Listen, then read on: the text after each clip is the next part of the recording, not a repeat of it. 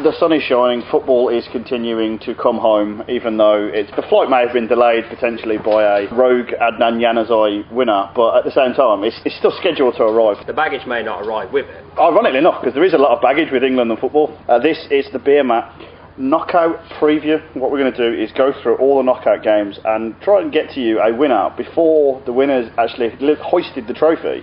And it's basically an hour long of talk, and then at the end of it we decide that England have won. Effectively, Campbell said so. Oh yeah, effectively a lot is going to happen just to determine things we already know, which is England is coming home. Right, okay, we got these round of 16 games, we're going to rattle them off first, and I'm going to have to try and keep note of who we are saying is going through. We'll dive right in then. France and Argentina. This is not a classic I'm expecting. This is two grizzled veterans in a boxing ring 10 years later than they should have been. What, like George Foreman? Yeah, it's like George Foreman v his grilling machine. Jeez. It's, France. Who's the grilling machine in this? Probably Argentina. Yeah. Maradona. No, he's a machine, but of a very different kind. Yeah, I mean, it's France in terms of quality, squad, one of the best. You feel like there's more there for them, whereas Argentina, you feel like, yes, they may be at rock bottom, and there's more to give in that sense, but they're still at rock bottom. Yeah, and I think with the France team are they going to be able to get that extra quality out in terms of management, in terms of players' attitude? In a different world, this would be a great game. You're looking at Mbappe trying to sort of announce himself to the world. There's quite a few young French players that could be like, yeah, this is my moment. And then on the other side of the coin, you've got an Argentina side that needs to get Messi over the line because apparently his career won't be validated and all the goals and all the things he's won at this point aren't worth shit unless he wins a World Cup. I heard it's terrible. Yeah, it's a rumour going around the grapevine. So, in a weird different dimension, this might be a great game, but we both know it's 0-0. It's not going to be great. You go in unders. Yeah. France is going to scrape it, you'd think. I would say France if I'm forced to bet on it. If someone pins my head down to a William Hill table, puts my arm around my back and says, you have to do it on the pain of death, I would fill in that betting slip as France. I think what's more likely than either side to win is either side to win by 1 goal. Oh yeah, definitely. It's going to be a close game, you'd think, a tight game, not a enjoyable game really to watch. It's weird because we've had this sort of fun and frenetic and goal-filled group stage. Is this the start of death football? Because it's knockout football, it's going to be tighter anywhere and no one's going to want to lose. It's going to be equivalent, I think, of watching two exes fight and then thinking, well actually I don't really care who wins because I'm going out with somebody else much better than both of you. So it's going to have its own interest, I think, in terms of a spectacle to highlight the quality of the World Cup to the world. This is trading on reputation. Yeah, basically what you're saying is the winner may be France, but the loser is definitely the watching public. Yeah, I can't see this being a enjoyable watch. Doesn't mean we're not going to watch it. No, we're going to watch it. Yeah. We'd watch fucking China's reserves if it was a World Cup game. Oh yeah, definitely. In terms of the first game of the second round, it's kicking things off, but you'd hope it's not going to be the best in terms of quality in the second round, otherwise it's going to be a lot. It's kicking things off, but we hope it kicks off. Yep. And we are very reticent to say it will. Maradona turns up to the ground wearing a cape of himself. Yeah, I think that's going to be fun. There could be more highlights in the stands than on the pitch.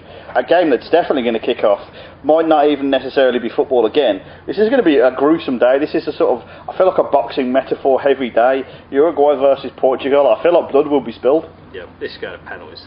You'd think if you're going to pick a game in the second round, that is going to be penalty, aggressive, not really a lot of separation between the parties. Probably a red card. Diego Godin going up against Ronaldo. Nice Madrid flavour there to that little World Cup second round game. I can see that wink coming out again. Yeah, but it's not Ronaldo's fault if someone steps on someone's bollocks though. True. I do think as well, we're talking about infractions, we may need to look at the other end of the pitch and see who Suarez is biting. That is true. I mean, hopefully VAR is going to be able to get this up. I thought you were going to say he's going to bite VAR. I'd take it. If he's biting into a monitor. Don't like the idea of you can't see the TV if I bite the cable. That's his pre-match warm-up. You just see him going round the side. Jeez. Right, cable. That is impressive, meticulous preparation. Who are we going for on penalties then? Because we have to pick a side. I think Uruguay are going to do this. I think Uruguay. I'd be disappointed if it weren't. I mean, to be honest, it's kind of a lesser of two evils in the sense. I don't really like either team. But, yeah, I fancy Uruguay. I want to see Ronaldo cry. I think that applies to most games, to be honest. Yeah. I think the thing with Uruguay is that I'll sort of adapt a quote from The Dark Knight Rises, which I think sums this up. When Bane is talking to Batman, he says that you adopted the darkness, I was born in it. And that's Uruguay to Portugal. Uruguay were born in the defensive 1-0 shitness. Portugal just adapted it after they got beat by Greece. Yep. Right, next up, the Monday Spectacular, Brazil versus Mexico. I am so looking forward to this. I kind of hope it's going to be a good game. Well, I think that's going to be dependent upon whether Mexico psychologically are going to be approaching this game thinking, oh no, not Brazil again in the last 16. We can't possibly beat these. We can't beat the curse. You got to hope that... I do feel like this is a slightly different Mexico side, and I'm fully prepared to be proven wrong. In that, before the tournament, you were trying to convince me that this was not the same sort of Mexico side that would flop. And do you know what? I'm prepared to... Do you know when you have like no evidence to base your credibility on? Corners weekdays. And I saw Mexico's first half against Germany. Not even the full game, just the first half. And I was like, all my chips are going in on Mexico. And I know I'm going to be let down. And I'm not even suggesting that they're going to go through, but I am suggesting they're going to turn up, which is all I need in this. I hope so. I mean, you got to hope that it's that Mexico side that turned up against Germany as opposed to the side that turned up against Sweden. Funny enough, I think in sense of playing Brazil, the tactic is going to be similar to what they had against Germany as opposed to Sweden. So you got to hope there's going to be a bit more competitive edge to this. In a weird way, we've got two games the day before whereby both sides have reasons to be defensive, and this game is like both sides should look at it and go, we should attack this. I can see a scenario whereby this is the most defensive game of the lot. From a Brazil perspective, you can't see why Brazil would go and defend. I don't think they're capable of defending, and I don't think their attack is as clicking as it should be. With that, there's problems that can be exploited. The only problem you have to say is that Brazil can't defend as terribly as Germany did. So even if Mexico do arrive, it's going to be a lot harder for them. And you've got to think that Germany create chances against Mexico and miss them. You've got to think that Brazil are going to at least put one away. Yeah, it's really hard for me to claim that a side that couldn't keep a clean sheet against South Korea is going to manage to beat Brazil. Although then again, Germany did beat Brazil 7-1. Crazy things have happened. Both teams, you think they'll be well supported. It's kind of why I'm in this game for, because it's a very sort of like, Latin flavour adds a lot to football, both in terms of like when you've got Brazilian players in your own squad and when you've got Mexico. I know Mexico's North America, but I'm prepared to sort of lump them in with this. And if I'm honest, Mexico in the South American qualifying stages would improve my interest. It's a death enough group as it is. Like, throw Mexico in there, it'd be quite good. But that being said, the whole sort of flavour and what you expect mentally when you think of Brazil versus Mexico, that's what I'm buying in on. The fan intrigue, the sort of atmosphere, the party time. And the funny thing is that I've seen things about like this is going to be at like 10 o'clock in the morning in America time. Yeah, this is disappointing about this game. I mean, even from an English time perspective, this isn't a 3 p.m. on a Monday game. I know, that's why I like it. That's why I'm all in on it, because let's be perfectly honest, whatever quality is on display in this game, it's better than what's on TV at 3 p.m. on a Monday normally. That's true. It could be like 0-0 and terrible, but it's still better than Doctors. It is, but is it better than Tipping Point? That is a question. I think I'm going to have to push you towards the Tipping Point because we have to pick a winner. I think I know. I've already written it in. It's Brazil, isn't it? Yeah. Yeah. I mean, I feel like on Monday you might be doing some chores. I feel like I might be doing the hedges. I'm hedging my bets there. Next up, I think this is going to be slightly more straightforward. Belgium versus Japan. It's going to be Belgium. I think you're just really stepping out on a ledge there, to be honest. It's pretty crazy. I mean, I think in terms of, we'll come on to it on the other side in this regard, but there was a talk before the game that Belgium didn't really want to top their group, but they were quite happy to go for second, and they didn't really care. But topping their group means they get to play the second lowest ranked side left in the tournament, who they've shown battling abilities. You know, they've come back 2 goals where they've been behind 2 occasions against Senegal to get the draw. They've dealt with the Colombian onslaught to get a win there, but really they've not played a side like Belgium. No, and if you're a team who have legitimate expectations on winning the World Cup or going far, you have to be able to comfortably dispatch teams like Japan, especially if you are Belgium and you've got all this attacking ability, all this attacking player in your team. This is pretty much the perfect second round draw, I think, for a team like Belgium. And then, do Belgium have to win big though, or just get through? I don't think necessarily. It depends what you mean by big. I mean, I think not necessarily big, but comfortable. Okay. Like a comfortable 2-0 win. Because you watch them, the comparison I would make is you watch them in the first game against Panama, and that first 0 was absolute dross.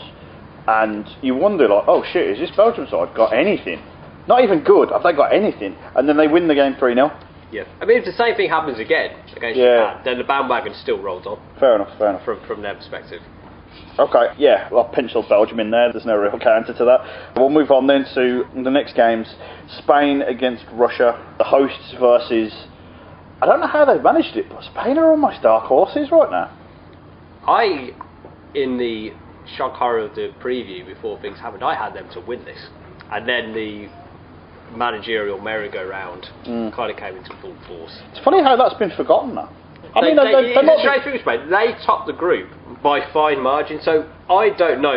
You can't tell whether this is actually the managerial situation has actually made an impact yet, and you won't be able to tell during this game, I don't think. It's when you go into the business end of the tournament, no, we'll be able to tell. But as far as Spain have gone, by hook or by crook, they topped the group. They've still, in terms of quality, probably got one of the best teams in the tournament. They've got the lowest ranked side in the tournament in this second round. I mean, they've got the home ground momentum behind them, Russia, but the only decent team they met in the group stage, they kind of quite comfortably. I've seen stranger things in football, and by that I don't mean I went to a game and watched Stranger Things on my phone, but no matter what outside assistance Russia may have, I can't see them doing this. No. Unless they've got a good display of attacking uranium. I just imagine it like Spain are 2-0 up at half time, and then all of a sudden they come out in the second half and someone's dead of uranium poisoning. Yep, the ref. The cliches are there. It's just a case of, I actually think if this game were later in the day, what time is this game kicking off in Russia? It'd be about 7, wouldn't it? It's 4 hours. Yeah. So it's around that time. So it's not too bad there. It's the afternoon game in England. No, because that's what I'm thinking. Like, if it was an afternoon kick-off in a home nation, you're more there. It's like late afternoon. Yeah. I just think that, like, if the stadium is allowed to build an atmosphere, I've seen the idea of like 20 minutes 0-0, and what we've not really seen if Spain are great in this tournament, as you said. So it's one of these games which, like, the problem for Russia is they performed at the best when they've been open and scoring and free flowing, and I never thought I'd say that about Russia ever. But they're just not allowed to do this. So, I mean, we know we're putting Spain through. There's no doubt that. Yeah, it's just a question of, it'll be tighter than people think, but it'll be Spain. Really like 2-0. Spain, they're going to get... I think Russia will score. I don't know how, I don't know why, I think Russia will score. And that means that I'm covering my arse in case they win 1-0. Yeah. You called it. Yeah, it was on me. I had full faith in Russia. Croatia-Denmark is your late game. An intriguing battle. Croatia, one of the 3 teams to win all their games in the group stage. Denmark getting what they set out for against France, get through to the second round. And almost being rewarded with a side that you wouldn't have necessarily expected to meet. They are the proverbial dark horses, aren't they, Croatia? Yeah. Really. I just think if you'd have presented Denmark with the idea that you finish second in the group and you play Croatia, they'd have been fine with it. Yeah. I'm not saying they're fine with it, because they'd look at Croatia now and go, oh shit. So before the tournament, if you would have presented them with it, they would have been, yeah, that's good.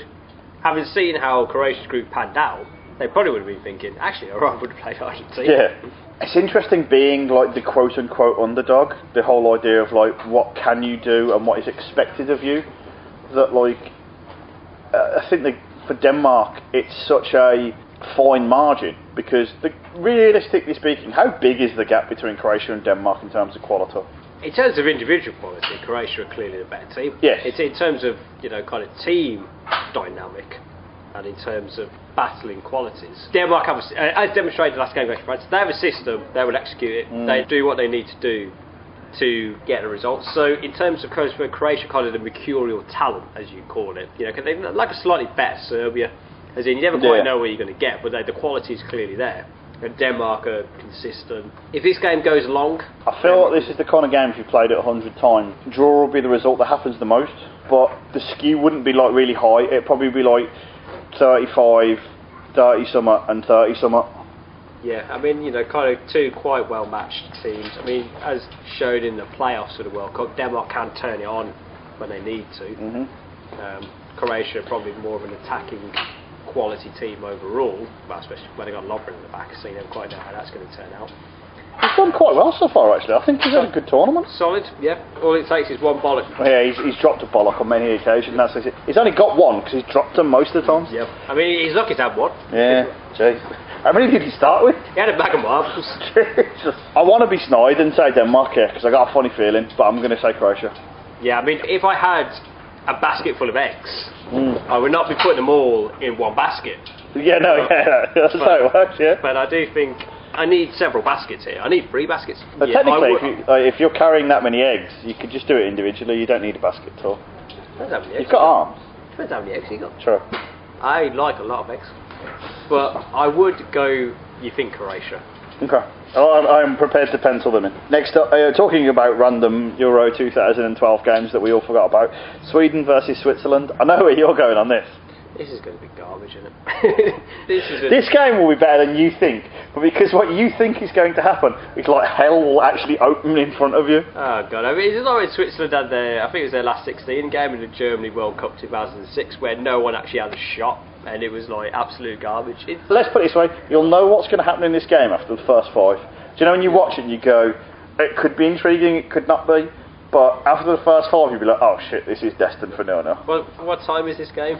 3 o'clock. You're glad you're not seeing it? Yeah, it's like, you know, I love this World Cup, and I don't really like work, but fuck on my work, so I have to watch this game. It's going to be garbage. Both teams are going to set themselves up quite defensively, and whichever team wins, it's going to be, this team did nothing in this game, and yet they've somehow won. I hate to disappoint you here.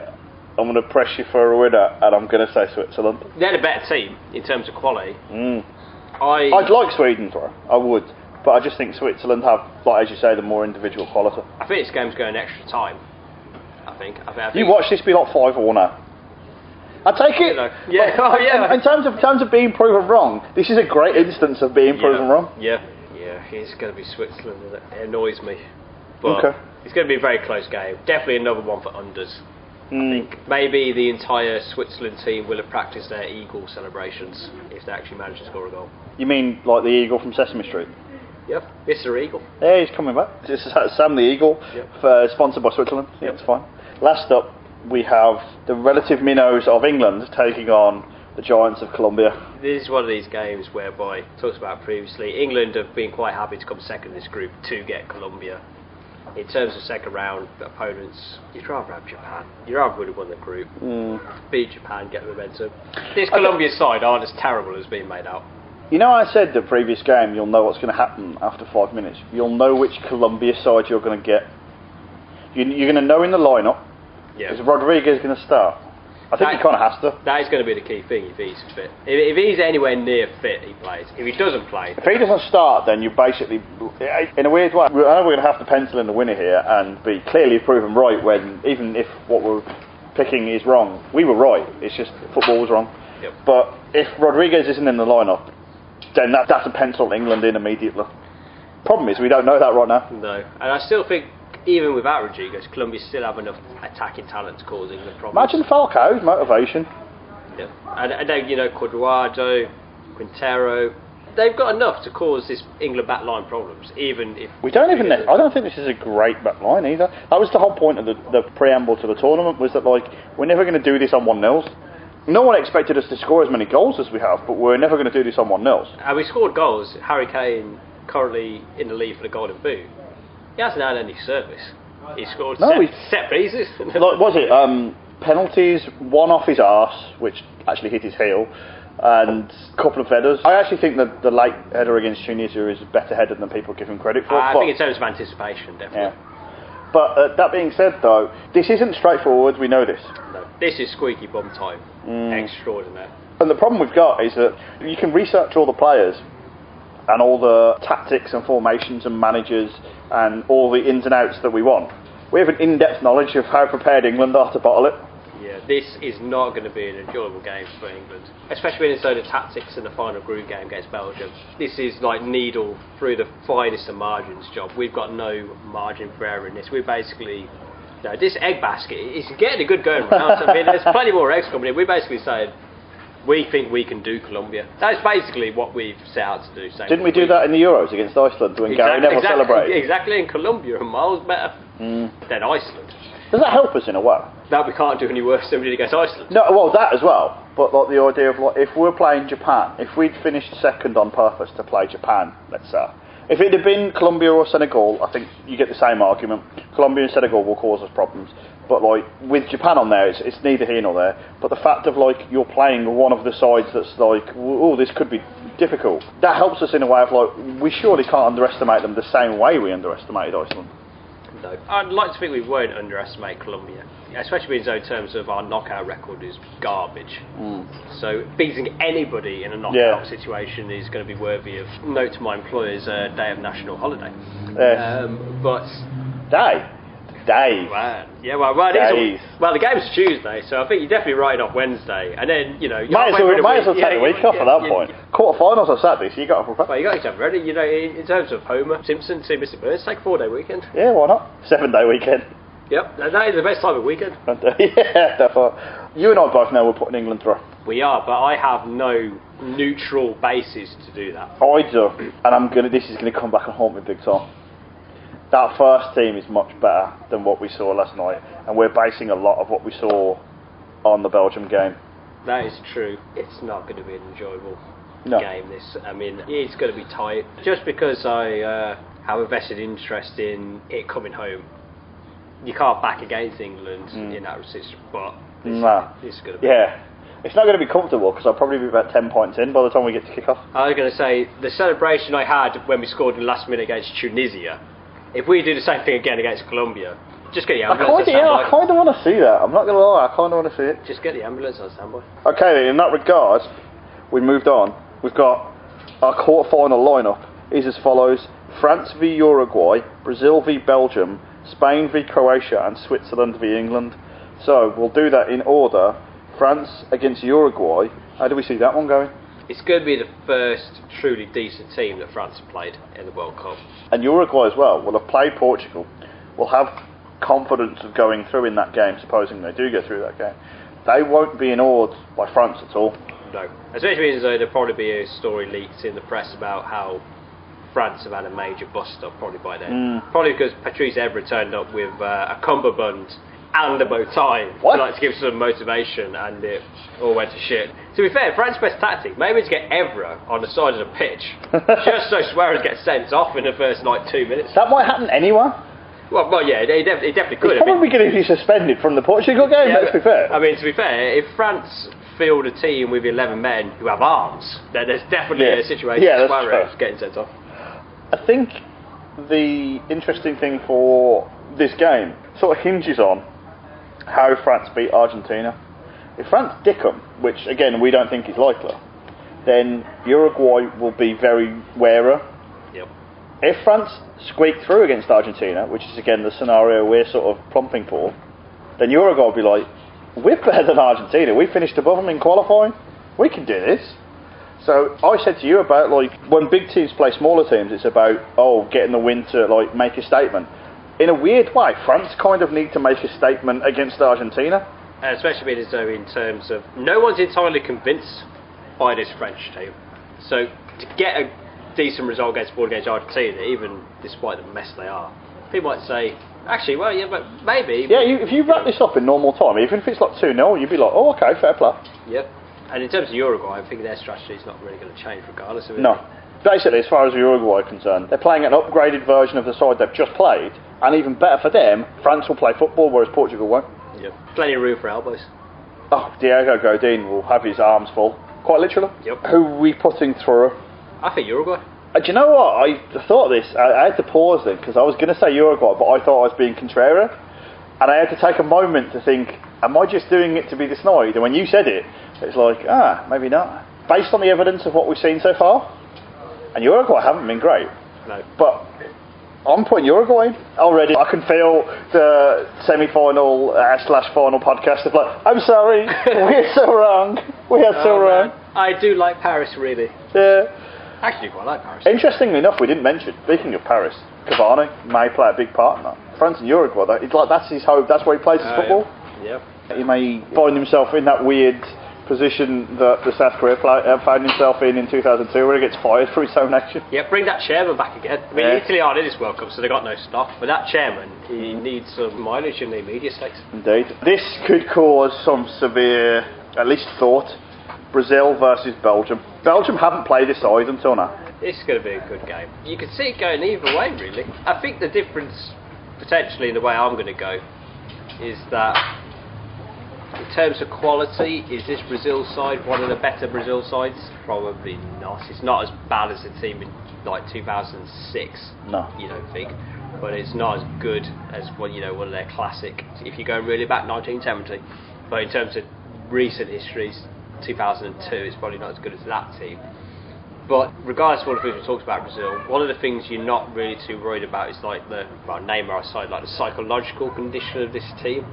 Whereas with Belgium, it is kind of when the chips are down, do these players really want to be in the trenches with each other? You saw it after the first game when they beat Panama 3-0. It was just Hazard coming in, slagging off Lukaku after the game. Do these players really believe it enough? I was on the fence on this. As you've been talking, I could see this being like 3-2 either way. Oh yeah, definitely. It's going to be goals. It's going to be a great game. Yeah, and I was sitting there going, who's going to win this? Like, what's the deciding factors? And then I started to think about like the defenders of each side and can they handle, like on one side, can you handle Neymar? Can you handle Coutinho? And on the other side, can you handle Lukaku, who will be well up for this? And this will be his moment. This is what he's waited for his entire life. And then I had a thought. I know he's winning this game because I got 2 words. Bobby Martinez. No shot. We're going to say Bobby Firmino. Oh yeah, Firmino as well. Hopefully by this stage there's going to be a Bobby involved. But there's no way Bobby Martinez can beat Brazil. I think Brazil will win. I think it's going to be a good game. I think there's going to be goals. I think it's going to be, one of the better games of the World Cup. I just think this Belgian team is like England, like 2002, 2006. I've said before, they don't have a plan. It's just give it to the good lads. Most of their lads are good, to be fair. Yeah, but that's not a plan though. No. I just think in terms of team, sometimes as demonstrated, Portugal 2016 Euros, Greece 2004 Euros, it isn't necessarily the best team who wins the tournament. It's in terms of quality, it's the best Generally team. Speaking, you don't get upsets like that though. You just get You don't, in terms of ultimately you got some quality. But you don't generally win the World Cup if you're not together as a team. If you're telling me now, like Brazil are 2-1 down with half an hour to go, what happens from that moment? I can picture that game in my head. If you're telling me now Belgium are 2-1 down with half an hour to go, that game goes south. Yep. So I think that's how we have to tip the balance. So we're giving it to Brazil? I think so. Right, okay, Spain and Croatia. This is tasty as fuck, this is. If Croatia actually do this, and if Croatia actually turn up, and we're talking about if France win their game comfortably, if Croatia win their game comfortably, mouth-watering this game. Yeah, you got to hope and think this is going to be a cracking game. In terms of potentially the new pretenders against the old establishment. Spain, I still think have got a quality team. Croatia, burdened by not achieving as much as they should have done in recent years. Another great game. It is going to be some fantastic watching. The question I've got here is, I'm trying to think of reasons why I give Croatia the edge. And I actually, thinking of this now, I wish I'd paid more attention to their tactics. Because I was just watching their games and going, you look at Iceland and Nigeria and Argentina and you're thinking, there's 3 sides there who have very different sort of roles and have played very different roles. At no point was I thinking, what are Croatia doing? Especially into the Argentina game, which is 90 minutes of Yeah, exactly. So I don't know how good Croatia are. I really want to give them the win. I'd want to. It's going to be Spain. I think that experience is going to show. I think Spain are going to go under the radar. Croatia are going to be seen as, the new hope. The new world order almost, yeah. It's going to be tight. It's going to be a good game. We're going to be better people for watching it. Yes. I might be slightly drunker. Yeah, definitely. In most areas of life, being drunk is a definite advantage. Usually when you're watching shit games in the World Cup, like England, Algeria, but this time it will be a good one.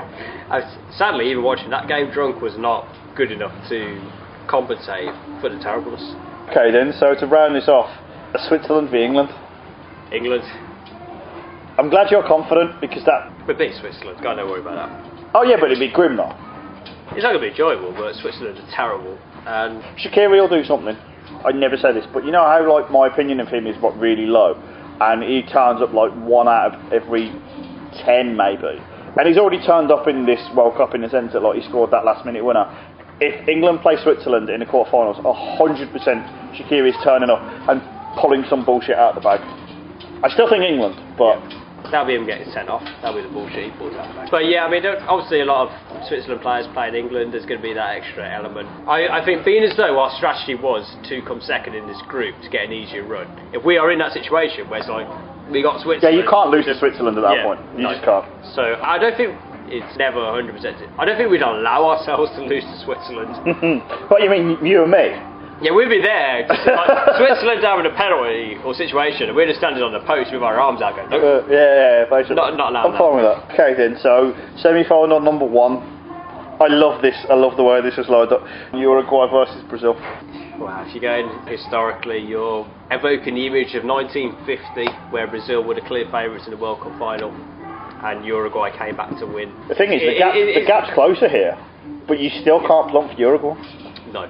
And you would expect Brazil to get the job done. But in terms of South American rivalry, in terms of snidey bullshit, in terms of quality, it'd be a great game, but not in a footballing sense. It'd be a great game in terms of the histrionics. And certain people would hate this. But I would, in a World Cup semi-final, where you've got a side like Uruguay against Brazil, I think if it were Uruguay against the European side, I'd be less enthused. But Uruguay against Brazil, I'd be like, yeah, fuck them, do them.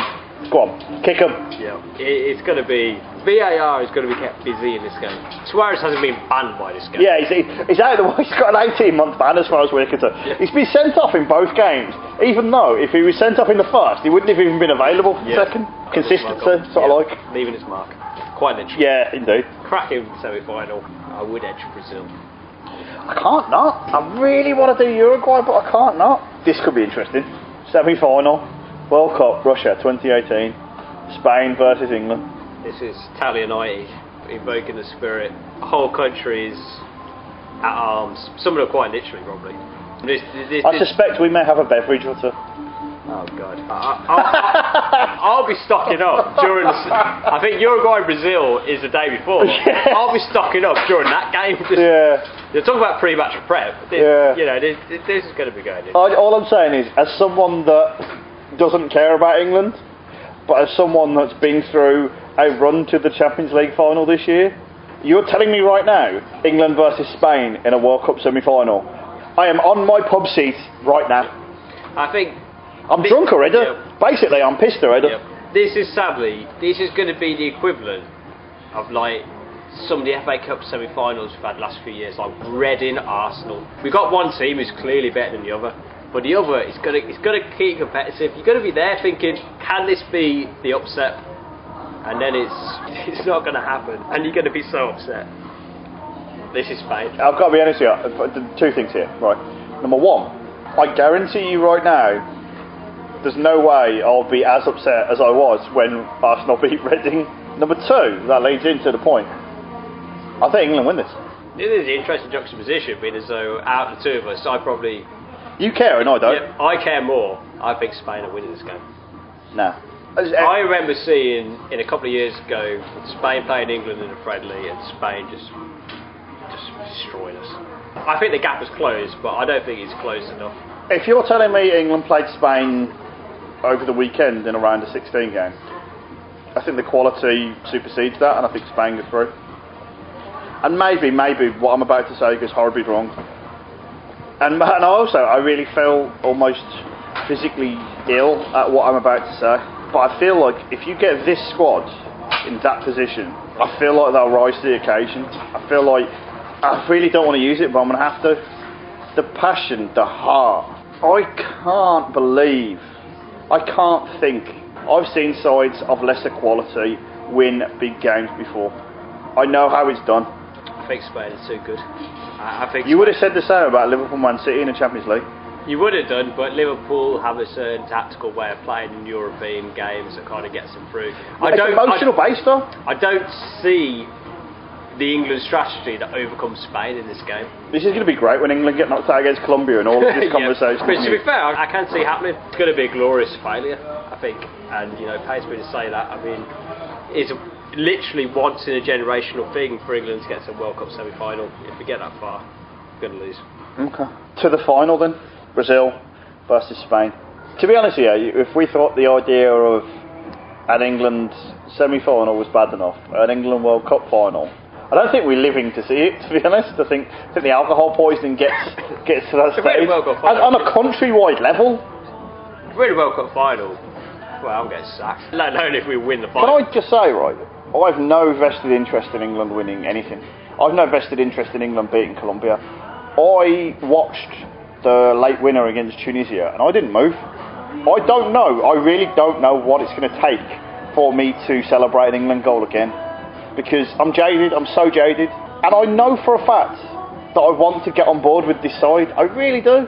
But I also know that some other England fans are going to ruin it for me.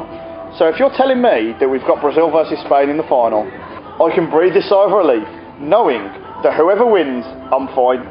If I have to sit down and watch an England World Cup final, talk about fucking divided loyalties. Especially 4 o'clock. Oh, I won't even make it to... Man, that's no good time for a World Cup. But so Brazil-Spain then. I think Spain win. Let's go, my crazy prediction before the managerial situation. If Spain get into that situation of fine, I think they bring Brazil. I think their overall team ethic, their overall quality would beat Spain. Neymar's throwing a paddy fit on the pitch. I wonder at this point, because obviously if Brazil got to this point then... Which is interesting based on the flip. Obviously this might not be the case, but I'm sort of trying to make sense of what will have had to have happened to this point. But Neymar couldn't have disappeared for 3 games. He'll have had to have played some part. Yeah, we have to do something, you think? Yeah. I think it comes down to, and the way I've been doing this, the whole way we've been going through this, is who's got the better defence, who can keep the other side out. That's Spain, I think. I agree, but still got this idea of... all I'm saying is, if I'm having England over Spain, I think that's an interesting flip. I would say if it's a Spain-Brazil final, Spain win. If it's a Brazil-England final, Brazil win. I feel like Brazil... I've got an image of Coutinho just slamming one in against Spain. They get involved, they get wrapped up in that sort of game against Portugal all over again. Portugal can do that to Spain, Brazil definitely can. Yeah. I mean, I think, it's obviously going to be a tight game, close game. It's not going to be one team's definite favourite over the other. I think just if Spain get that far, based on all the pre-turmoil, they're going to finish the job. I'll give you Spain on this alone. And it's weird because we've already put them in the final. No one sees it right now. And I hate to say it, even if Spain beat England, no one's giving them credit for beating England. So it'd be like, they'll go into it like, yeah, who've you beat? Yep. That's dangerous at any time, let alone in a World Cup final. So I'll give you Spain. There we go. So we've told you what's going to happen. We've done it. Spain. Let's see if it pans out. Spain 2018. I'm not going to lie, we've just been through this whole thing now. And we're going to be proven wrong, every single one. But basically, what you want to do is get to the bookies. Every single team that we've said will go through. If you bet the opposite, you might actually win a lot of money. England coming third. No, because they'll be nuts out against Colombia. Yeah. All I'll say is this. If this pans out anywhere near the way we've got it, what a fucking route we've got. What an amazing sort of end we've got. It's going to be amazing 2 weeks in July. Any 2 weeks in July when we get 1 day of sun is fine. Yep. We've got sun, we've got beers, and we've got football. Yep. This is the World Cup. Realistically speaking, there are no bad permutations. There's no sort of scenario where this ends up terribly, because at the end of the day we get to sort of sit down, have a few drinks, and watch the beautiful game. Yep. Fuck off Love Island. It's all about the World Cup. Indeed. This has been the Beermat World Cup knockout preview. We'll get back to you at the latter stage of the tournament where we have to apologise for our terrible predictions. But for now, thank you for listening.